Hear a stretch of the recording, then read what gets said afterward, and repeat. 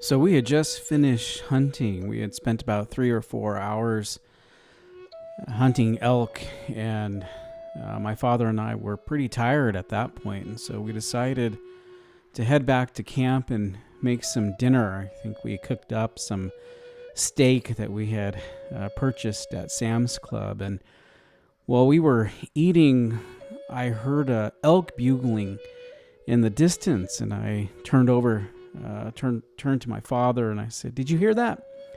He said, "What was that?" I said, "It was an elk bugling." And he looked at me and he said, "Matthew, we've got to go." And so we ended up putting our food down, leaving it there, gathering our hunting supplies of ammunition and backpacks and everything else that we needed, including our rifles. And we started walking up a ridge, which was close to our campsite. And when we got to the top of the ridge and we were kind of looking down, I stopped briefly and pulled out a calf call and started calling. And immediately after I stopped, that bull elk bugled back. And so at this point, we knew exactly where that elk was at. And we had a pretty good idea that if a bull elk was present, that there would also be cow elks or female elks. And so at this point, we just started making a beeline towards that area where we thought that the elk was, a quick pace of walking. And then about 2 or 3 minutes of walking, I saw this big elk standing about 80 or so yards away from me, and it was grazing, but its head was also covered by a juniper tree, and so I couldn't tell if it was a bull elk or a cow elk. And I remember that right when I saw that elk, I went straight on to the shooter's position and was just scoping it in, but again, I couldn't see the head, so I couldn't confirm if it was a cow elk. And that was important because we had cow tags for that season, so we couldn't shoot a bull elk. We had cow tags, and about 30 seconds later, that elk took a couple steps forward, and there was an opening in between two juniper trees, and I could confirm with 100% certainty that it was a cow elk. And so I shot, and I knew I had hit that elk. I wasn't that far away from that elk. I had a perfect line of sight through my scope, and I just knew that I hit that elk. And immediately after that, I just went running towards the direction of where I had last seen the elk, because when I shot, that elk ran. There were other cow elk in the area that took off as well. And I went to the location where I had last seen the elk, and I could hear her close by.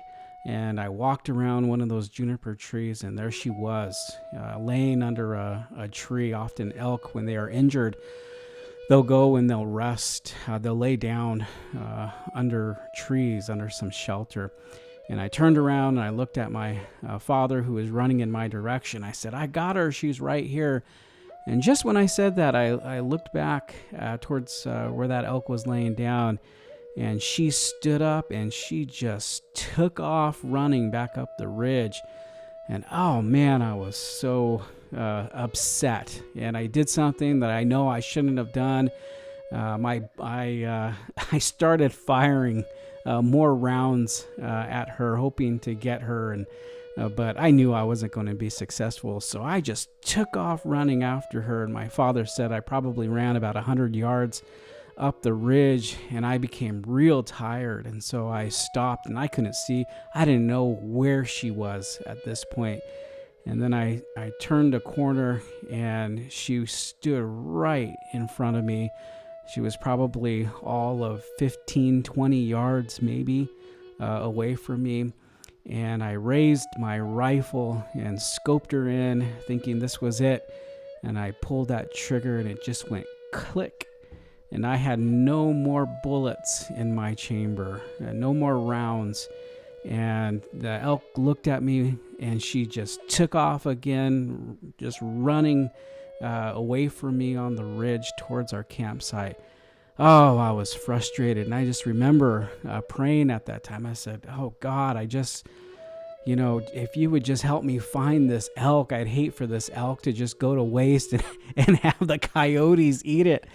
I said, Lord, if you help me find this elk, then I can feed my family, and I will always be grateful to you. And there was nothing else left for me to do but go back to the campsite because I had no more bullets. So I went back to the campsite and just frustrated and upset at myself that this had happened, and reloaded my rifle and went back once again up on that ridge, and probably walking around for just about 3 or 4 minutes.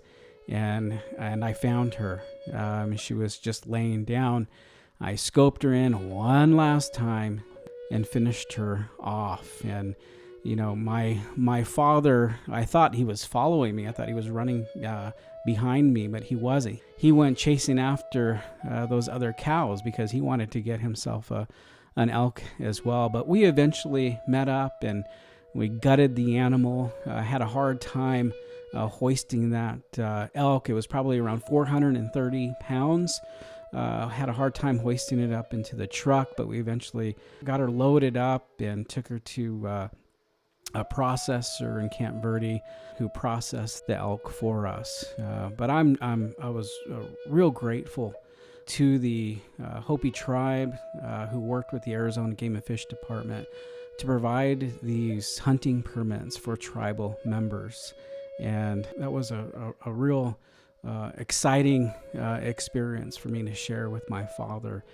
And I think we got about, well over 100 pounds, maybe even close to 200 pounds of meat that for the rest of the entire year I was able to feed my family.